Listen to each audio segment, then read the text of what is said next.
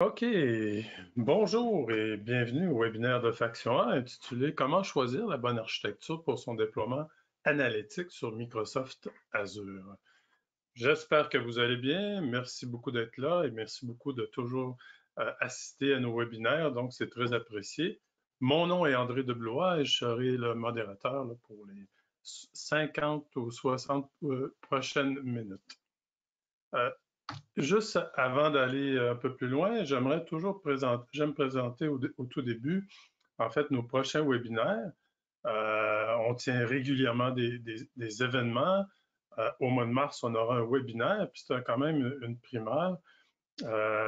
Azure PureView, donc, sera présenté. On aura droit à une présentation et aussi à une démonstration de l'outil, du nouvel outil de Microsoft qui permet la gouvernance unifiée des données. Donc, on aura la collaboration spéciale de Microsoft avec Frank Mercier à cet événement. Donc, je vous dirais de vous inscrire le plus rapidement possible. Puis, je pense qu'on va mettre le lien aussi dans le chat parce que la page de promotion va débuter incessamment, mais en primaire, vous pouvez vous inscrire à travers le URL qu'on va vous communiquer à travers le chat. Il y a toujours d'autres webinaires, d'autres événements qui sont dans le collimateur, je dirais, qui sont en préparation. Fait que n'hésitez jamais, là, si vous voulez comme un peu plus suivre nos événements, les événements sont toujours disponibles sur notre site web, sont toujours communiqués. Le plus facile, c'est d'aller à la page entrepôt, vous voyez ici sur notre site web, et vous avez aussi accès à travers cette page-là à tous les événements qu'on a enregistrés dans le passé. Donc, à votre convenance, vous pouvez réécouter les webinaires des 3 dernières années pratiquement. Ça fait qu'on en a fait quand même une panoplie. Fait que vous pouvez toujours réécouter ces webinaires-là. Il y a aussi d'autres éléments là-dedans. En tout cas, il y a des vidéos et tout ça. Fait que je vous invite là, à visiter régulièrement notre site web et aussi pour ne rien manquer, je vous suggérerais aussi de vous abonner à notre page LinkedIn. Donc, Faction A, vous pouvez suivre LinkedIn. Et à ce moment-là, vous serez informé de tous les événements prochains qui s'en viennent. Donc, on fait la promotion sur LinkedIn. J'aimerais indiquer, question de logistique ici, que ce webinaire est enregistré. Donc, il sera accessible dans les prochains jours à travers un courriel qu'on va vous envoyer. Puis, si vous désirez le partager, donc aussi avec vos collègues. Et vous aurez également accès à la copie de la présentation, donc le deck de slides qu'on va utiliser aujourd'hui. Vous aurez accès à ces slides-là. Donc, un courriel va vous être envoyé dès que le webinaire sera terminé aujourd'hui. Donc, vous recevrez un courriel avec les liens à l'enregistrement et à la présentation. J'aimerais aussi indiquer que ce webinaire se veut interactif et quand vous pouvez toujours poser des questions par clavardage. On a les panneaux de questions. Si vous tapez votre question, puis si la question est comme à propos par rapport au sujet qu'on traite aujourd'hui, on se fera plaisir d'y répondre.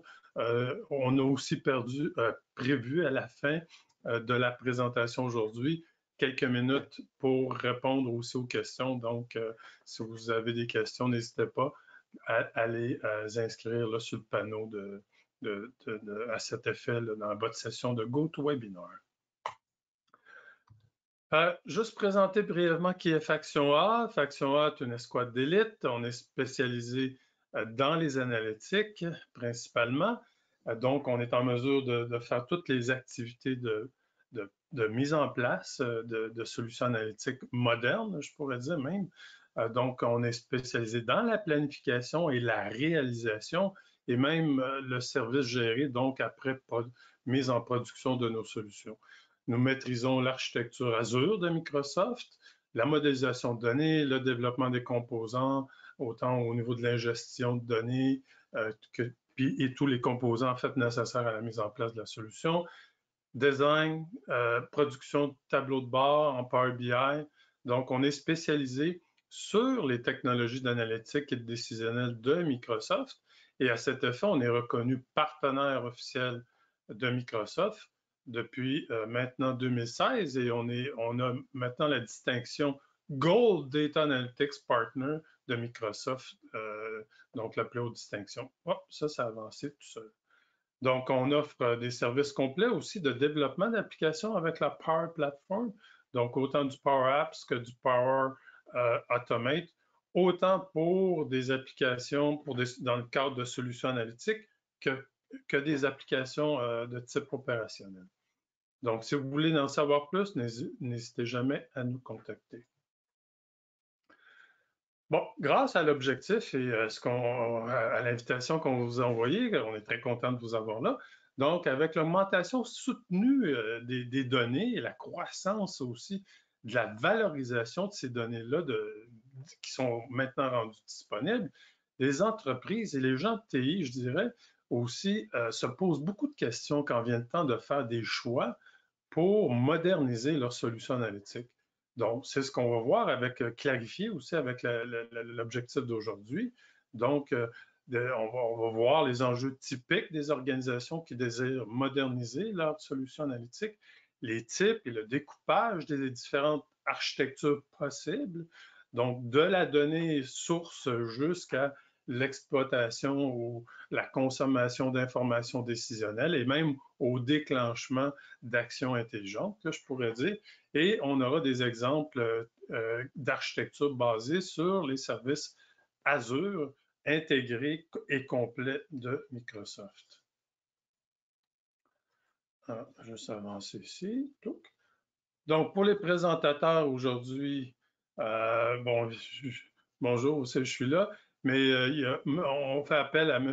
Éric Brochu. Donc, bonjour Éric, comment ça va? Salut André, ça va? Bonjour tout le monde. OK.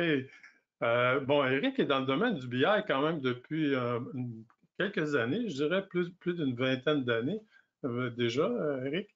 Éric est responsable des services professionnels chez Faction A et est impliqué activement là, dans la définition et la mise en place des architectures basées sur les services Azure de Microsoft. Donc, merci beaucoup, Éric, d'être là aujourd'hui. Ça fait plaisir. Agenda. Donc, au tout début, on va faire une mise en contexte, puis on va faire quelques slides. En fait, je vais faire quelques slides sur les solutions analytiques ou les entreprises, puis le contexte aussi dans lequel on vit au niveau technologique. Et par la suite, Éric couvrira le découpage moderne des architectures, présentera les différents types, les couches, donc l'orchestration, le mouvement de données. Donc, il parlera de ça avec des exemples et des exemples aussi avec des caractéristiques de chacune de ces exemples d'architecture qui sont basés évidemment sur les architectures, pas sur les architectures, mais sur Microsoft Azure essentiellement. Donc, après coup, on aura une période de questions, comme je disais, mais brève période de questions. N'hésitez jamais à poser vos questions sur le panneau de questions prévu à cet effet. Bon, juste ici, je vais comme fermer ma... OK. OK, pas trop vite. Mise en contexte.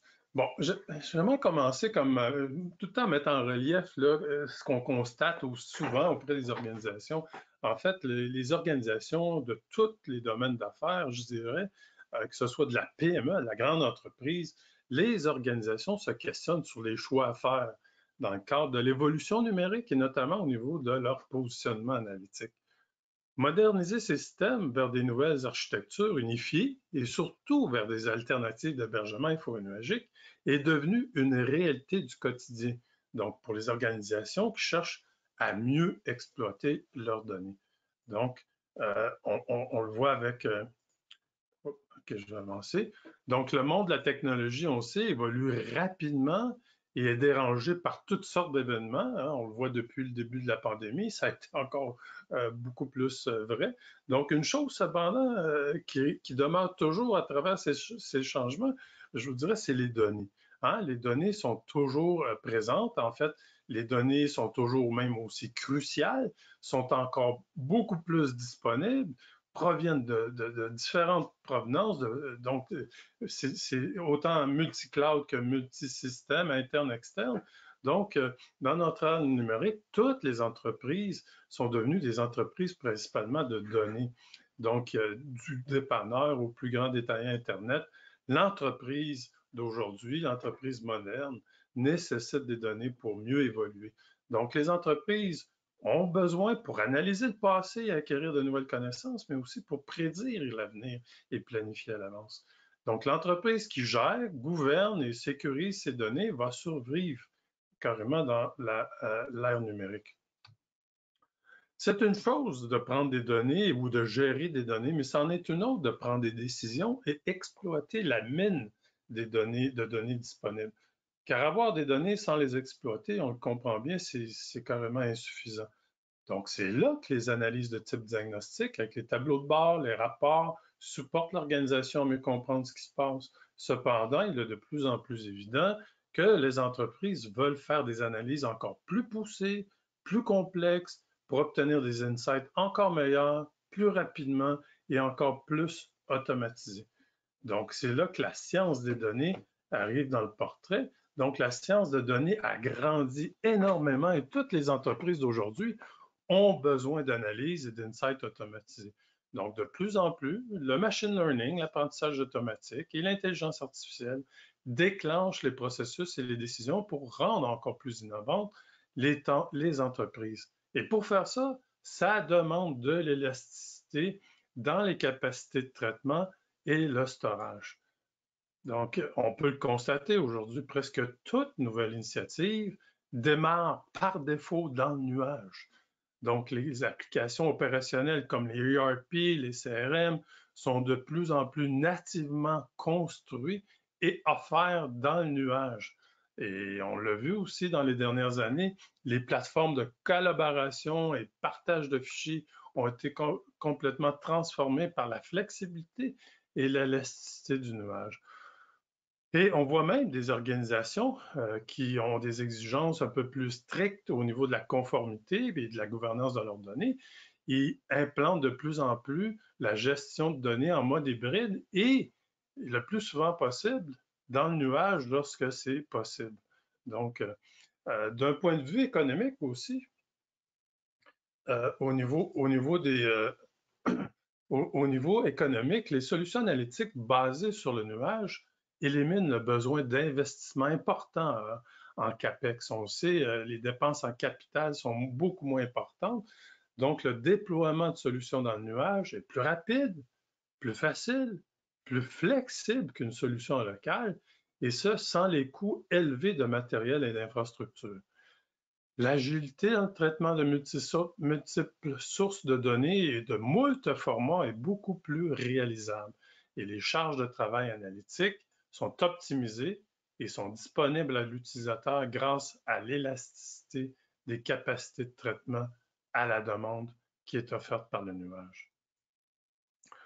Aujourd'hui, une plateforme de données moderne dans le nuage devient le point central de l'ensemble des données qui sont toujours en croissance, et ça, peu importe le type de données, que ce soit pour des données structurées, semi-structurées, non structurées ou des données de streaming. Donc, l'idée d'une plateforme analytique moderne dans le nuage, c'est d'avoir la flexibilité dans l'exploitation des données pour des fins décisionnelles, mais de pouvoir faire de l'exploration et de pouvoir établir des modèles d'analytique avancés sans avoir des contraintes de capacité technologique.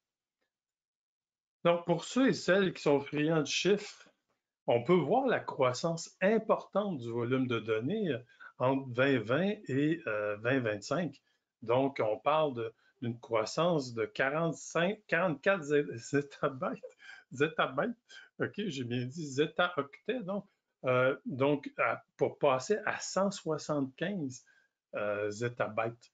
Donc, c'est majeur, donc c'est du 2 à la 70, puis c'est 4 fois plus, donc à l'intérieur d'un 4 ans, une augmentation de 400%, donc c'est majeur comme croissance. Et il faut comprendre que moins de 30% de ces données-là seront analysées. C'est quand même peu Et on va voir que la tendance pour les organisations, ça sera d'exploiter davantage ce large volume de données, je pourrais dire. Donc, il y en a beaucoup même qui ignorent qu'il y a autant de données qui sont disponibles et qui sont à la disposition des analyses, mais de plus en plus, on le voit, l'exploitation devient de plus en plus pertinente et question de survie pour l'organisation. L'autre point aussi, avant de passer la parole à Eric, que je pourrais dire, c'est qu'on voit qu'avec les solutions analytiques, en fait, il y a de plus en plus de solutions analytiques qui sont dans le marché et qui sont disponibles. Par contre, ça mène aussi à de plus en plus de silos, puis des silos de données, mais des silos aussi surtout technologiques, parce qu'il y a une variété de technologies qui sont disponibles. Et en plus, ça vient aussi demander pour l'expertise une variété de compétences beaucoup plus large qui est rendue disponible. Donc, afin d'éviter, je dirais, pour éviter les silos que ça vient créer, donc il faut toujours comme garder en tête et maintenant aborder les écosystèmes d'analytique dans son entièreté. Donc, d'une façon beaucoup plus holistique, sans créer ces silos technologiques et de compétences. Donc, pour ça, ben, il y a des solutions, puis il y a des outils, des solutions, puis du côté technologique, il y a des choix à faire, puis c'est ça qu'Éric va nous présenter aussi selon les différentes possibilités d'architecture. Juste avant de passer la parole à Éric, vous savez, on aime toujours faire des petits sondages. Alors, je vais vous lancer un petit sondage à savoir si vous utilisez les services infonuagiques Azure de Microsoft. Donc, si juste en un petit clic, parmi les 4 choix de réponse, vous pouvez répondre et vous ne devez pas être en mode plein écran, cependant. Vous devez rapetisser votre écran pour être en mesure de répondre. Et à ce moment-là, si vous répondez, je pourrai partager les résultats du groupe là, qui participe aujourd'hui. Donc, je vais vous laisser encore peut-être, il a fait 33 secondes, je vais vous laisser encore un 5 secondes. Donc, 5, 4, 3, 2, 1. Puis merci beaucoup à tous ceux qui participent. J'ai plus de 82% des gens qui ont voté. Donc, je vais fermer le sondage à ce moment-ci. Je vais partager les résultats. Donc, à la question, utilisez-vous les services infonuagiques Azure de Microsoft? Ce que je vois, c'est que 47% des gens, nous avons déployé Azure et tout va bien. Parfait. 24% ou 29%, je vais y aller en ordre décroissant, nous n'utilisons pas encore Azure. OK, c'est parfait, c'est une bonne place pour apprendre aussi. Et 24%, nous avons déjà déployé Azure et nous avons des problèmes. Okay. Bon, ben merci beaucoup de vous être prêté au jeu. Puis sur ça, je vais fermer le sondage et puis je vais partager. Je vais changer, en fait, je vais partager le contrôle avec Eric qui sera en mesure de présenter ces slides. Eric? Allô, Oui, Eric? je suis là. Juste le temps de configurer mes choses. OK, parfait, merci. Fait que là, on voit un écran bleu, là, présentement. C'est ce que c'est supposé être. Parfait! On t'entend bien, OK, parfait. Donc, vous voyez mon écran? On voit ton écran, on t'entend bien. Parfait, merci. Parfait. Donc, bonjour tout le monde, encore une fois. Comme André le présentait au tout début, là, on va regarder ce qu'on considère des architectures un petit peu plus standards là, au niveau de l'environnement Azure. On va partir des architectures les plus simplistes à des architectures un petit peu plus complexes. C'est dépendamment de vos besoins, évidemment, mais je vais quand même prendre le temps là, de discuter des différentes composantes qui sont impliquées. Puis, c'est drôle parce que c'est pas la première fois qu'on le fait, ce webinaire-là. Puis, à la dernière minute, j'ai comme décidé de rajouter une petite discussion autour de data mesh. c'est quand même un concept là, qui est vraiment nouveau, là, en fait, là, mais je pense que ça a sa place dans la discussion d'architecture de système analytique.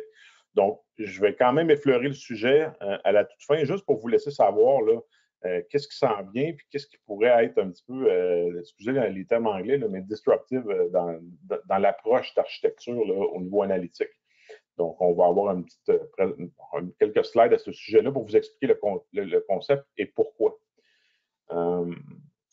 Tout au long là, de la présentation des différentes architectures, on va regarder comment c'est découpé. Puis évidemment, dans tout système analytique, là, le découpage est sensiblement standard. Donc, on a la portion intégration de données, donc comment apporter les données de nos sources à nos environnements.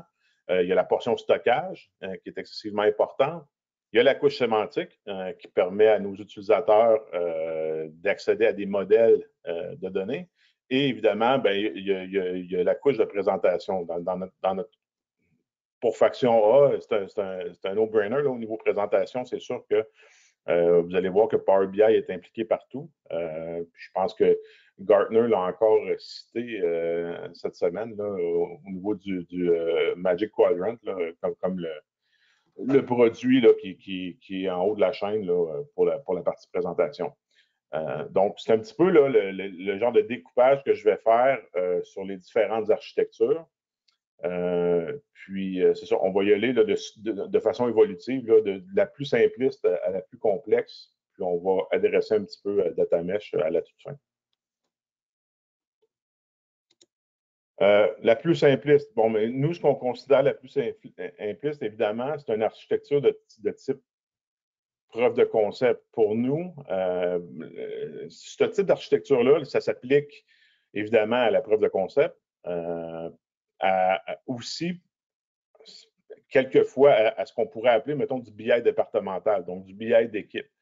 C'est un type d'architecture qui est vraiment simple. Tout ce que ça implique, c'est un accès à nos sources de données.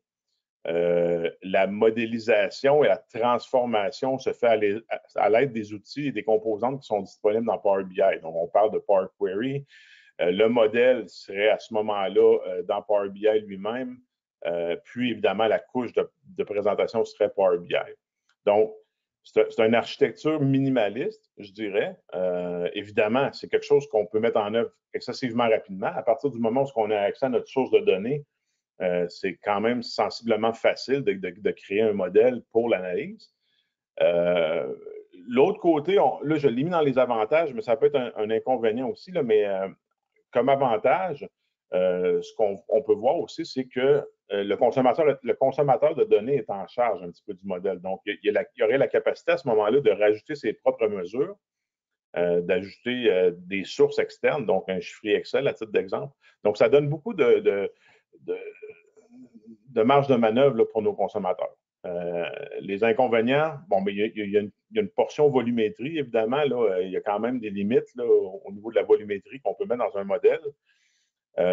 Les fréquences de mise à jour, c'est pas le type de solution qu'on va mettre en œuvre si on veut faire du temps réel, on s'entend. C'est plus une application en mode batch avec certaines limitations au niveau de la fréquence des mises à jour. Sécurité de la donnée, bien, on s'entend, à partir de ce moment-là, la donnée est dans le modèle. Donc, oui, il y a certains concepts de sécurité qui peuvent être mis en œuvre. Par contre, si c'est géré par l'utilisateur, si le modèle est créé par l'utilisateur, on s'entend qu'on tombe dans un domaine là, qui est un petit peu plus complexe peut-être pour le commun des mortels d'aller faire de la sécurité, mettons du row-level security dans un modèle pour un utilisateur là, son travail principal, mettons, c'est de faire du marketing. Donc, la sécurité est disponible jusqu'à un certain niveau, mais ça peut être complexe à mettre en œuvre pour un utilisateur. Robustesse, évidemment, c'est souvent des solutions qui sont développées là, rapidement pour prouver un point. Donc, il n'y a pas nécessairement tout le temps beaucoup d'emphase qui est mise sur la robustesse de ce genre d'architecture-là. Puis l'évolutivité, bien évidemment, ça fonctionne bien dans un contexte où on a un nombre minime de sources de données, qu'il n'y a pas vraiment de consolidation de données à faire. Ça peut fonctionner. À partir du moment où les sources de données se multiplient, où ce qu'on doit standardiser l'information, où ce qu'on doit consolider de l'information, ben, c'est un modèle qui est quelque peu difficile à évoluer. Là. On se retrouve à faire de l'évolution dans des requêtes Power Query là, qui peuvent devenir excessivement complexes. Puis c'est peut-être pas la bonne composante là, pour faire ce genre de travail-là. Donc, à utiliser là, comme pilote, peut-être comme preuve de concept, et dans certains cas, là, pour faire du BI départemental, donc du BI pour une petite équipe là, qui aurait un contrôle complet là, sur la source de données, là, une compréhension complète. Ce qu'on trouve après ça, l'étape généralement des entreprises, l'étape suivante, c'est d'aller dans une architecture qui est plus standard là, au niveau entrepôt de données.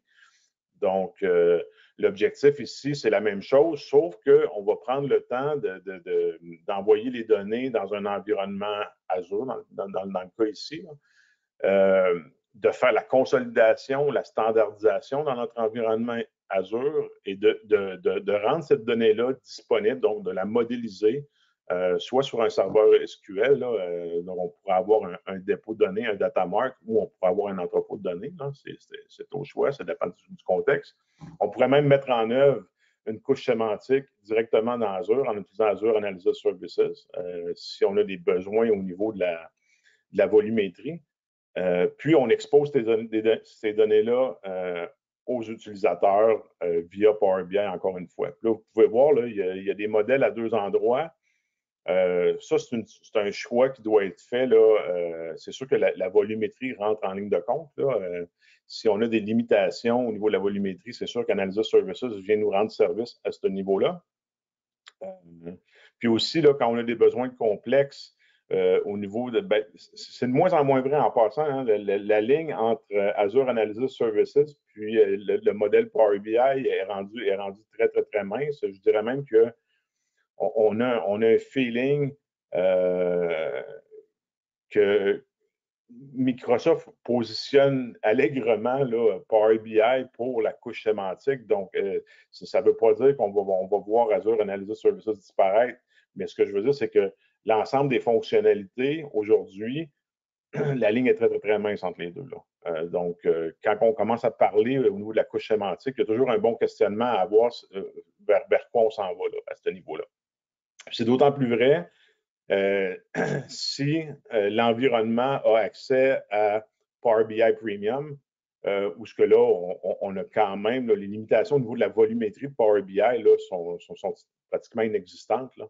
Donc, le questionnement là, devient encore plus simple si on a accès à Power BI Premium, je vous dirais.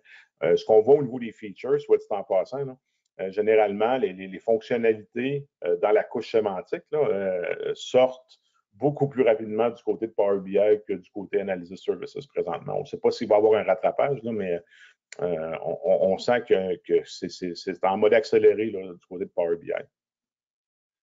Donc, dans une architecture de ce type-là, ce qu'on voit au niveau d'outils d'intégration de données, c'est Azure Data Factory. Donc, Azure Data Factory, en fait, c'est la version cloud, si on veut, de SSIS qu'on trouvait là, dans les environnements on-premise. Évidemment, il y a beaucoup d'autres fonctionnalités qui sont ajoutées par-dessus Data Factory. Là, quand on pense au data flow, où on peut utiliser Spark. Bon, il y a quand même beaucoup de fonctionnalités supplémentaires dans Data Factory, mais l'outil d'intégration serait à ce moment-ci Data Factory. Pour ce qui est du stockage, bon, bien, évidemment, il y a deux types de stockage. On voit au niveau du Data Lake. Ceux qui connaissent les environnements analytiques ou les environnements BI depuis un certain temps, là, on sait qu'on a tout le temps une notion de landing zone. Donc, on a une structure qui est utilisée comme staging, si on veut. Dans un monde Azure, ce qu'on ferait, dans le fond, c'est qu'on atterrirait cette donnée-là dans le Data Lake Storage. Ce qu'on voit, c'est la zone bronze. Je vais les expliquer un petit peu plus tard. Mais dans le fond, ça, c'est la donnée source telle qu'elle est dans le système opérationnel. Donc, il n'y a aucune transformation qui est appliquée. On fait juste atterrir la donnée pour pouvoir la traiter par la suite dans Azure. Puis après ça, cette transformation-là, cette donnée-là bouge dans la zone qu'on appelle argent. Puis, à ce moment-là, ce qu'on va faire, c'est qu'on va appliquer les transformations pour standardiser les données. Donc, si on a des données qui proviennent de plusieurs systèmes sources, il y a un effort de standardisation et de consolidation qui doit être fait. C'est généralement ce qu'on va faire au niveau de la couche argent. Puis après ça, ce qu'on va faire la partie L du ETL, donc le load. Là, on va charger cette donnée-là dans une base de données SQL Server. Et après ça, la rendre disponible pour l'ensemble des, des utilisateurs, là, soit par Analysis Services ou par Power BI. C'est sûr que cette approche d'architecture-là, au niveau de la volumétrie de la donnée, excusez-moi, je vais prendre une petite gorgée d'eau. Au niveau de la volumétrie de la... Excuse-moi, André, vas-y. Non, mais je me disais, peut-être que dans le temps que tu prends ta gorgée d'eau, on a une question que je pourrais peut-être te poser, qu'on vient de recevoir. Alexandre demande, est-ce que Data Factory pourrait être intégré dans Synapse, dans le roadmap de Microsoft? Peut-être tu peux glisser un mot sur ça. Ben, en fait, ben, je vais en parler. Là, Synapse va arriver dans la 3e slide, là, mais dans un monde Synapse, Data Factory change de nom un petit peu. Puis ça devient Synapse Pipeline. Par contre, il y a des fonctionnalités de Data Factory qui n'existent plus dans Synapse. Dans Data Factory, là, on est capable d'avoir là, je vais aller dans les termes techniques un petit peu, là, mais on est capable d'utiliser un SSIS runtime. Donc, il y avait moyen d'importer, mettons, ces packages SSIS puis les rouler dans Data Factory. Cette fonctionnalité-là n'est pas disponible dans Synapse. C'est une des grosses différences qu'il y a là, présentement. Donc, je vais juste continuer au niveau des avantages. C'est sûr qu'au niveau de la volumétrie, on n'est pas limité. Là. On a Data Lake Storage, les BDSQL sur Azure. On peut gérer les sources de données multiples. En fait, c'est un petit peu l'objectif. Sécurité, évidemment, c'est toutes les fonctionnalités de sécurité qui sont déjà disponibles dans l'environnement Azure, qui est un des environnements les plus sécures à ce niveau-là, au niveau infonuagique. Robustesse, ben là, on s'entend, on tombe dans une architecture qui est enterprise ready. Là. Donc, c'est sûr que les composants qu'on met en œuvre ont beaucoup plus de robustesse qu'un modèle Power BI, mettons, qui serait géré par une équipe départementale ou un utilisateur. Flexibilité, c'est un avantage aussi, bien, c'est sûr, sur Azure, il y a tellement d'outils, de composantes disponibles. Au niveau de la flexibilité, là, excusez encore les anglicismes, là, mais c'est limitless. Les inconvénients, ça vient un petit peu à ce qu'André parlait au tout début, la complexité d'implémentation. Pourquoi? On voit complexité d'implémentation puis nombre de composantes, là, ça va quand même ensemble. Là. Il y a beaucoup de pièces là-dedans. Là. Dans une architecture comme ça, là, on parle de Data Factory, on parle de SQL Server, on parle du Data Lake Storage, Analysis Services potentiellement.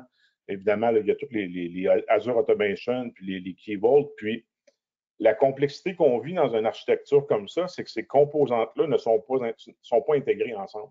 Donc, on a un effort de gestion à faire à tous les niveaux de la composante, à tous les niveaux de l'environnement. C'est-à-dire que quand on veut sécuriser la donnée, ben, il faut penser à sécuriser non seulement la donnée sur SQL Server et sur Analysis Services, mais il faut aussi la sécuriser au niveau du storage. Donc, au niveau administratif, c'est quand même assez complexe. Puis il y a beaucoup de pièces qui bougent là, dans ce genre d'architecture-là.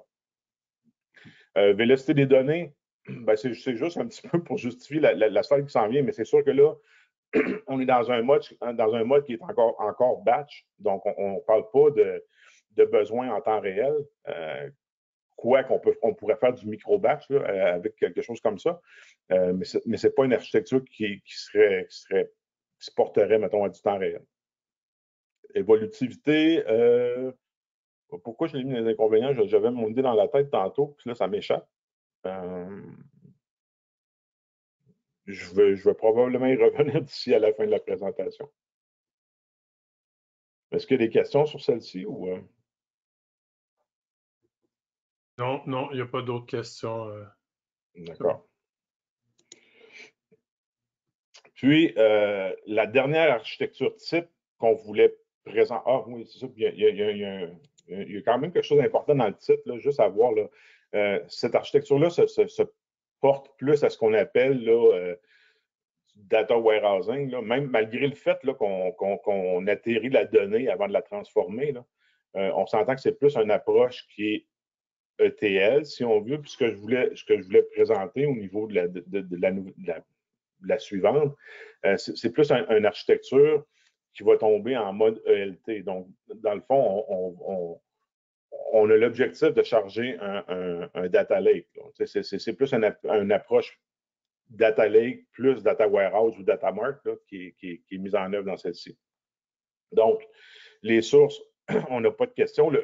Les composantes core sont quand même sensiblement les mêmes avec l'architecture précédente. La grande différence, bien là, c'est sûr que là, on active des composantes de streaming. Dans le cas-ci, on a, mettons, Event Hub, on a Data Explorer qui nous permet de faire de l'analyse en temps réel sur des données IoT. Évidemment, on a encore la notion de storage. Cette notion-là devrait rester là, dans tout type d'architecture. Mais ce qu'on peut voir, c'est qu'il y a une nouvelle zone qui s'est ajoutée. Puis on a qui s'est identifiée comme la zone Gold, qui dans le fond serait la zone à utiliser par les data scientists pour être capable de faire justement des modèles de machine learning. C'est pas vrai que c'est la seule, là, dans le fond, la seule zone qui devrait en tout temps être inaccessible là, pour les data scientists serait la zone bronze, là, qui est la donnée telle quelle, as is. Mais logiquement, le Silver puis Cloud puis Gold serait accessible pour les data scientists pour faire du machine learning, pour faire du AI. Mais par contre, dans la zone Gold, ce qu'on pourrait voir aussi, c'est de la modélisation au niveau des entités. Donc, on pourrait avoir, mettons, une modélisation pour, mettons, le Customer 365 dans la zone Gold, qui ne nécessite pas vraiment de créer un modèle plus structuré là, comme un data mart ou un data warehouse. Donc, à partir de ce moment-là, dans la zone Gold, on retrouve des modèles qui sont plus là, en notion d'identité. On peut aussi activer d'autres composantes comme Databricks pour faire du machine learning, bien que on peut utiliser Azure ML là, dans Azure Synapse, là, mais Databricks reste quand même un outil très intéressant là, au niveau du machine learning, là, surtout si on veut faire du MLOps. C'est quand même un outil qui est hyper puissant là, dans un environnement Azure.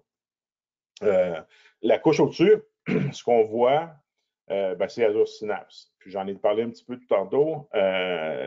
Azure Data Factory est maintenant, dans ce type d'architecture-là, ça devient Synapse Pipeline. Donc, c'est Synapse Pipeline qui s'occupe de toute la partie intégration de données. L'autre nuance qu'on a avec Synapse, c'est qu'on a accès à des engins Spark et à des engins SQL en même temps. Donc, selon le workload qu'on a, on peut choisir d'utiliser, mettons, un cluster Spark ou un serveur SQL. Puis même au niveau SQL, les fonctionnalités dans Synapse nous permettent d'utiliser des notions de serverless, c'est-à-dire que on paye à l'utilisation et on n'est pas obligé d'acheter, mettons, du processing unit à l'avance, de se commettre à du processing unit. L'autre beauté qu'il y a, c'est qu'à partir dans Synapse, on pourrait instancier une requête de type SQL là, pour le commun des mortels qui irait frapper Synapse, mais que la résultante se trouverait au niveau du data lake storage. Donc, on ne l'aurait même pas normalisé ou mis dans un engin SQL. La donnée réside sur le disque dans le data lake.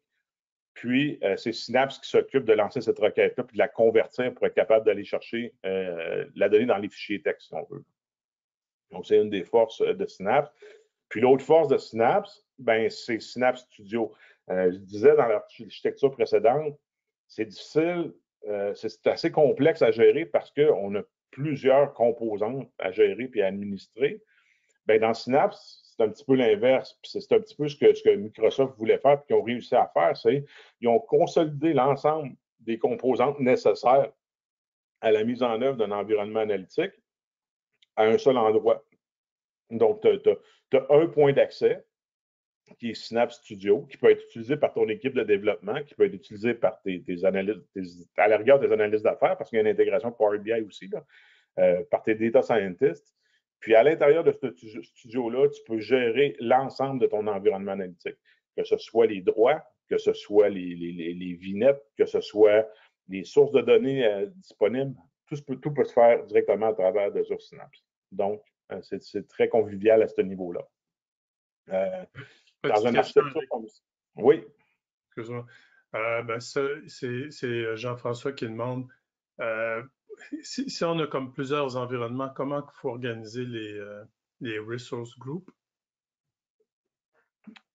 Oui, les ressources group, à quel niveau? Là, au niveau de, quand on parle de différents environnements, est-ce qu'on parle de dev versus test versus QA versus prod? Oui, c'est ça. Oui, c'est ça, Eric. Dev, ouais.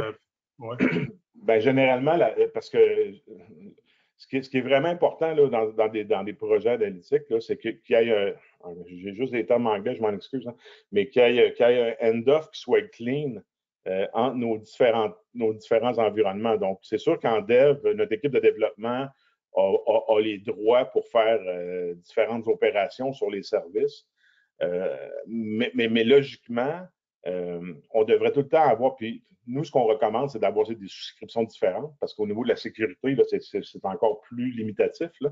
Donc, nous, ce qu'on aurait, c'est qu'on aurait une souscription production, une souscription, mettons, de dev test, là, dépendamment de comment on va mettre ça en œuvre. Mais la partie importante là-dedans, c'est que quand on passe des composantes ou des fonctionnalités d'une souscription à l'autre, ça devrait se faire de manière automatisée là, par des pipelines dans DevOps. Là. Autrement dit, ce n'est pas un dev qui va aller faire la mise en production. Ça devrait être un processus automatisé dans DevOps qui va aller faire la mise à jour de ton environnement de production. Puis à partir de ce moment-là, bien, ça te permet de gérer vraiment un environnement de production puis de restreindre les accès à ton équipe de développement parce que tu veux pas avoir de développeurs sur un environnement de production. Je ne sais pas si ça répond à la question. Sinon, bien, je pourrais la prendre offline. Là. Okay. Non, c'est bon. Merci. C'est bon. Donc, c'est ça. Dans ce contexte-là, il y a encore un dotted line là, pour analyser services, mais c'est vraiment difficile. Là, je l'ai mis là parce que c'est disponible, mais c'est vraiment difficile de justifier l'utilisation d'analyse services là, dans une architecture de ce type-là.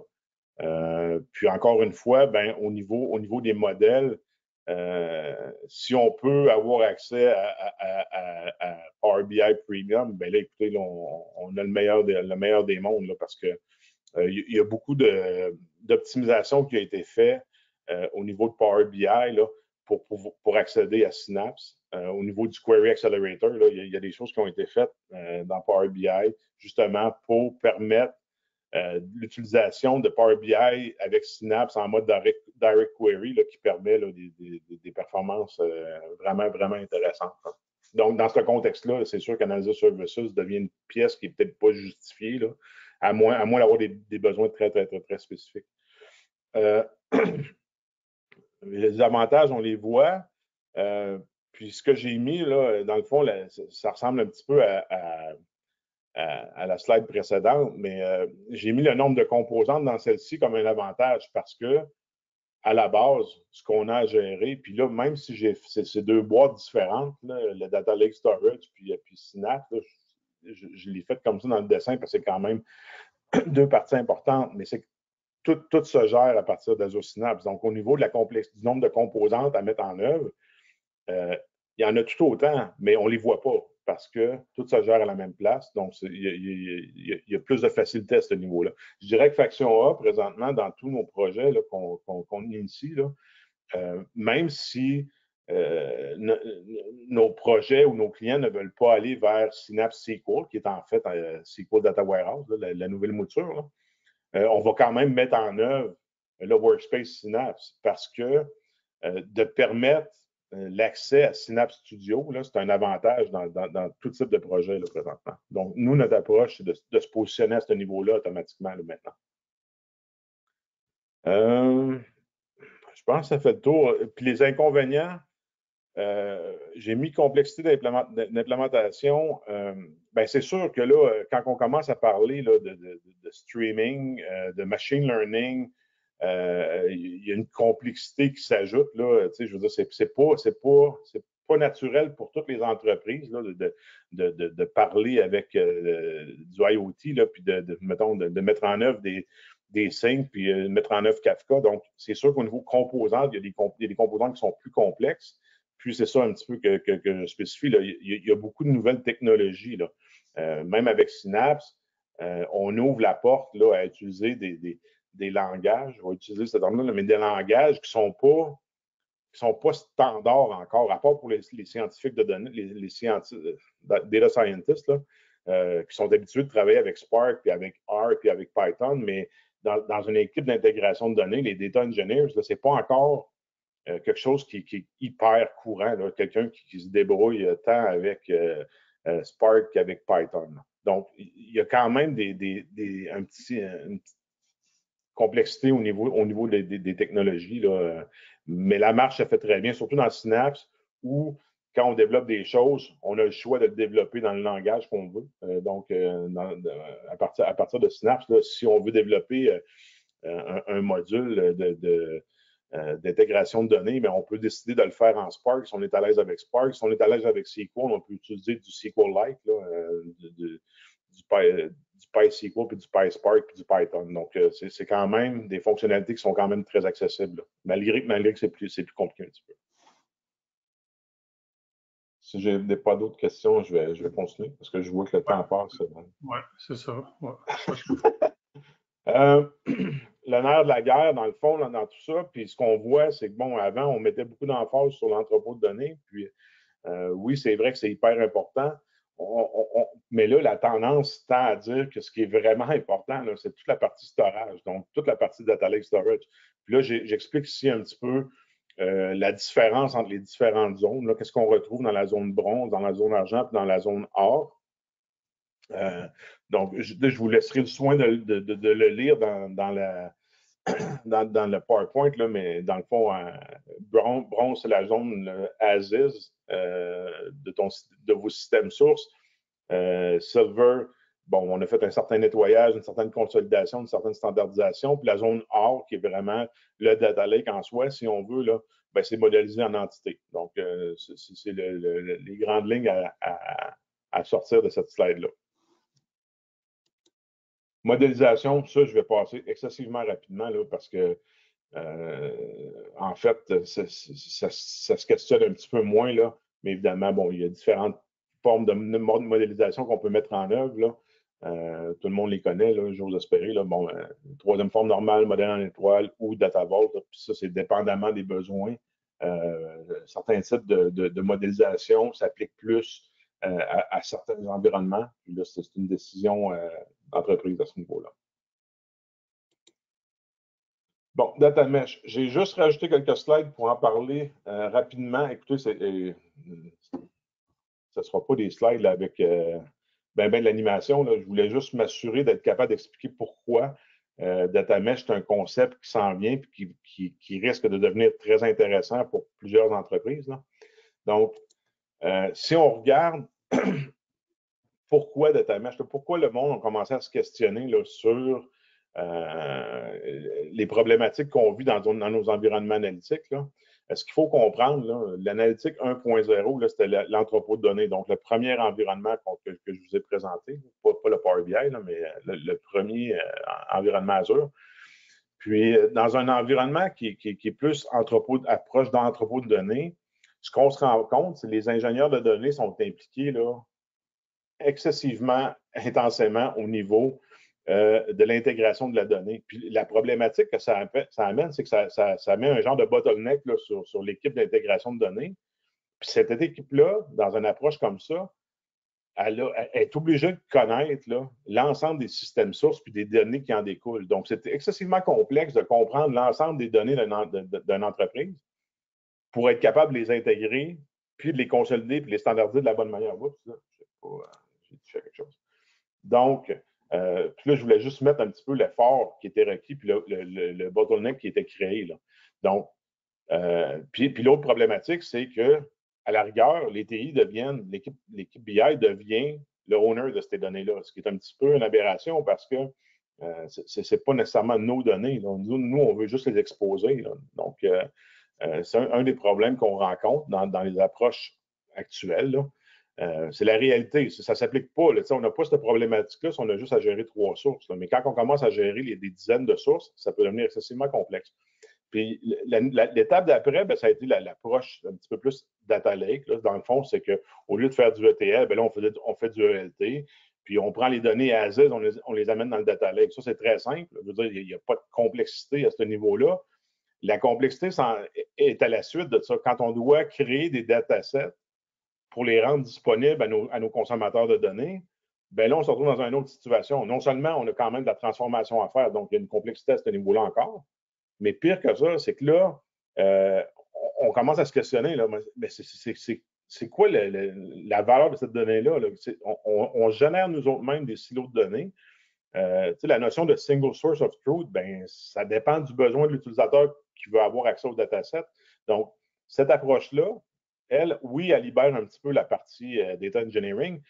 Par contre, ça amène des problématiques au niveau de la consommation de la donnée. Puis à partir de ce moment-là, c'est la compréhension du consommateur là, qui gère le dataset qu'on expose.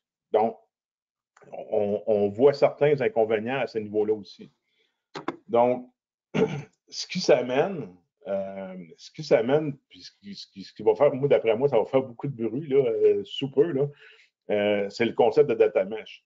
Puis, juste avant d'aller un petit peu là-dedans, là, je veux juste renforcer quelque chose. Ce n'est pas un changement d'ordre technologique. C'est une approche d'architecture qui utilise les mêmes composantes sur Azure, avec une de plus. Là. Mais donc, ce n'est pas un changement d'ordre technologique. C'est un changement de concept. Donc, Data Mesh, ce que c'est en fait, là, c'est que chaque domaine dans une entreprise, puis là, par domaine, on pourrait voir finance, on pourrait voir vente, on pourrait voir client, OK, ont le ownership de leur dataset. Donc, pour chaque domaine, OK, ils ont leur propre environnement analytique, OK? Puis, c'est le domaine lui-même, donc on a ce qu'on appelle un data owner, là, qui, lui, là, décide qu'est-ce qu'on va exposer à nos clients, OK? Donc, la personne qui est en charge, qui est data owner de la notion client, là, lui, va s'assurer que, la donnée est validée, OK? Que la donnée est sécurisée. Et il va s'assurer que la donnée est documentée. Puis une fois qu'on a tout ça, là, ce data owner-là là, va l'exposer aux autres domaines, OK? À travers soit des API, le concept d'exposition, là, ça peut être n'importe quoi, là, mais c'est lui qui a le ownership de la donnée client. Donc, ce qu'on fait par ça, c'est qu'on renvoie la gestion de la donnée à l'unité fonctionnelle qui est en charge. OK? Donc, c'est un petit peu ça le concept qui change. Puis, l'équipe TI, donc l'équipe analytique, dans le fond, son travail dans cette approche-là, c'est de rendre disponible aux différents domaines là, un data platform as a service. Donc, ce qu'on va faire, là, on va créer un blueprint. Là. On va définir les différentes composantes qui sont à être utilisées par tous les domaines. OK, ce blueprint-là va être standardisé. Les règles d'affaires vont être déjà intégrées. OK, ça va être des règles d'affaires globales là, et non propres au domaine. Puis quand il y a un nouveau domaine qui nous dit, écoute, on veut faire de l'analytique, puis on veut exposer de la donnée, tout ce qu'on fait, c'est qu'on prend ce blueprint-là, puis on crée un node. OK, puis on va appeler ça, mettons, le domaine, je ne sais pas moi, le domaine inventaire. Puis à partir de ce moment-là, les gens qui sont identifiés pour être les SMI de ce domaine-là deviennent le owner de leur node. Donc, puis c'est ça. Puis pour réaliser tout ça, puis pour réussir à ce niveau-là, ça prend officiellement ce qu'on appelle la gouvernance unifiée. Tantôt, André en a parlé. C'est le sujet d'un prochain webinaire qu'on va faire bientôt, Azure Purview, dans un mode Azure. C'est essentiel. C'est la base de tout. Là. Donc, si vous avez un intérêt là, pour le concept de data mesh, ça serait super intéressant que vous vous inscriviez au webinaire sur Azure Purview. c'est très, très rapide. Là. Puis là, je vais vous montrer une petite image là, que j'ai essayé de créer là, pour faire du sens parce que c'est encore c'est un concept. Il n'y a pas de blueprint d'architecture encore de disponible sur comment mettre en œuvre DataMesh. Par contre, c'est à ça qu'on peut s'attendre. Dans le fond, ce qu'on a, c'est la gouvernance unifiée qui est faite avec Azure Purview. OK? On a le Central Hub ici, là, qui est le Central Data Hub, qui est en fait ce qui appartient à l'équipe TI, donc la création des blueprints, là, des blueprints qu'on va rendre disponibles au domaine. Évidemment, là, dans le Central Data Hub, on aurait toute la notion audit, toute la notion monitoring de la plateforme. Puis après ça, on a chaque domaine qui a été identifié à l'intérieur de l'entreprise. Puis comme je disais, chaque domaine a le ownership de rendre ses données disponibles. Ce que ça veut dire, c'est que mon domaine 1, qui serait finance ou client, si on veut, là, ben, pourrait rendre disponible ces données au domaine 5, qui a, elle, mettons, fait du Customer 365. Son domaine d'affaires, c'est le Customer 365. Donc, il va chercher des données, mettons, des ventes, il va aller chercher des données du domaine client. Bon, j'espère que vous comprenez l'approche. C'est difficile à expliquer rapidement. Mais bon, c'est le concept qui s'en vient là, dans des délais très, très, très rapides. Là. Puis je dirais même qu'il y a des grandes chances qu'il y ait un webinaire DataMesh sous peu avec nous. C'est bon. Écoute, j'essaie de cruncher ça, André, mais... Oui, écoute, merci beaucoup. Puis on arrive déjà à 11h57. Fait que non, merci beaucoup. C'était très pertinent, très éclairant sur ce qui s'en vient aussi. Donc, merci beaucoup, Eric. C'est très apprécié. Puis, juste de ce pas, je vais vous lancer encore un petit sondage, s'il vous plaît, si vous pouvez répondre là, avec les types d'architecture qu'Eric vient de présenter. Donc, pour voir quel type d'architecture qui semble la plus pertinente pour votre organisation. Encore une fois, vous ne devez pas être en mode plein écran pour être en mesure de répondre à la question, une des 4 réponses qui sont là. Donc, je vais laisser encore juste comme 3 ou 4 secondes. J'ai 50% des gens, encore une seconde ou deux, puis je pourrai après ça revenir à la présentation. On a reçu des questions. N'hésitez pas si vous avez des questions. Fait que là, je vais poser. Ah, OK, merci beaucoup pour une autre question. Donc, je vais juste comme fermer le sondage, partager les résultats. Donc, 50% des gens disent qu'au niveau architecture standard semble être peu approprié pour leur organisation, alors que 25 disent architecture avancée, Azure, et 17% architecture POC ou plus Power BI comme départemental, je dirais, et 8% qui s'en vont quand même sur DataMesh. Donc, merci beaucoup de vous être prêté au jeu. Puis, ce que je vais vous présenter maintenant, si vous voyez mon écran, non, vous ne la voyez peut-être pas. Mon écran, je vois des liens de référence. Est-ce que vous voyez mon écran? Non, je pense que personne ne voit mon écran. Mais là, show my screen. OK, bon, ouf, merci. OK, show my screen. Donc, vous voyez, on a mis dans la présentation que vous allez recevoir des liens à titre qui peuvent être utiles, puis de référence pour en apprendre davantage sur les architectures analytiques et les nouveaux outils aussi de Microsoft, dont Azure Synapse, là, qui est GA depuis le mois de décembre, qu'Azure PureView qui est en pré-version, mais ça commence à être disponible, la fonctionnalité qui va être rendue là. Puis même, je pourrais prendre OK, les autres, ben, c'est pour apprendre les architectures Azure.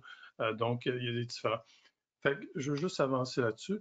Bon, c'est sûr que rapidement, on a essayé à l'intérieur d'une heure de partager des grandes lignes des alternatives d'architecture possibles là, sur Azure pour des analytiques modernes. L'écosystème analytique de Microsoft est très complet et très intégré. Son évolution aussi est quand même assez rapide pour se démarquer. Hein. Tout à l'heure, tu en parlais. Je pense que je l'ai même ici, le diagramme de. Non, je ne l'ai pas, je pensais l'avoir. Il y a un diagramme qui a été qui est sorti le 18 février dernier, donc qui présente vraiment Microsoft comme la place dominante là, au niveau des plateformes d'analytique et de décisionnelle. Et dans ce parti de cadran-là, il y a de moins en moins de monde, aussi moins en moins d'éditeurs de logiciels, mais Microsoft prend toujours une longueur d'avance sur sa compétition.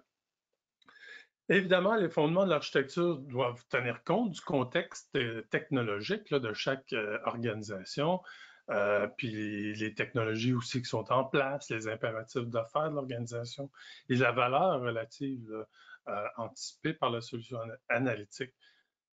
Je vous inviterai jamais hésiter à faire intervenir des professionnels là, pour vous accompagner. Vous éviterez sûrement de faire des essais, des erreurs. Donc, vous gagnerez beaucoup de temps en livraison. Donc, si vous avez des cas spécifiques, là, n'hésitez pas surtout à nous contacter. Je vais prendre les questions. Il y a Stéphane qui nous demande quelle est la principale différence entre la gouvernance et les data stewards. Les data stewards, je pense qu'on appelle. Écoutez, les data stewards, c'est vraiment comme un rôle. Hein? Moi, on l'a implanté à quelques reprises. C'est les intendants de données. C'est vraiment un rôle dans le cadre de gouvernance. Donc, c'est avec certaines responsabilités ça peut être la conformité de données, la qualité de données, la disponibilité de données. Donc, le data steward fait un peu plus le ménage. Il y a aussi d'autres rôles qui existent en gouvernance, donc des propriétaires de données, donc qui a autorité de s'assurer que cette donnée-là soit valide et qui peut être communiquée aussi, je dirais. Donc, autant à l'interne qu'à l'externe. Donc, il y a quand même le propriétaire. Il y a différents rôles aussi dans le cadre de gouvernance. Puis le cadre de gouvernance, c'est toutes les politiques et toutes les règles, en fait, qui sont mises en place et les processus qui doivent être mis en place aussi également pour le respect de la conformité, de la sécurité des données, puis même, je dirais, au niveau Power BI, on voit beaucoup aussi l'organisation des différents espaces de travail. Est-ce que c'est fait par IT? Est-ce qu'il y a des gens au niveau des départements qui sont en mesure de créer les espaces de travail qui donnent accès, qui monitorent les accès aussi? Donc, OK. OK, par rapport à DataMesh. OK, ça, je ne suis pas sûr. Il y a une question qui revient, mais quelle est la principale différence entre gouvernance et DataMesh? Mais je pense que c'est plutôt des types d'architecture. Il y a peut-être un autre. Oh, oui, vas-y Dans donc. le fond, il faut comprendre, il n'y a pas vraiment de différence entre gouvernance et data mesh. La gouvernance de la donnée, la gouvernance unifiée, c'est le pilier de data mesh. Donc, c'est à partir de ça qu'on va être capable de mettre en œuvre une architecture dans un mode data mesh. Donc, c'est pas une différence, c'est une partie prenante. Mais c'est vrai que la gouvernance, on peut en faire partout dans les autres types d'architecture. Parfait. Écoute, merci beaucoup, Éric, pour la présentation. Merci beaucoup pour les réponses. Merci à ceux et celles qui ont posé des questions. On va pouvoir, il est déjà passé midi, donc on va pouvoir répondre aux questions non répondues de façon individuelle après le webinaire.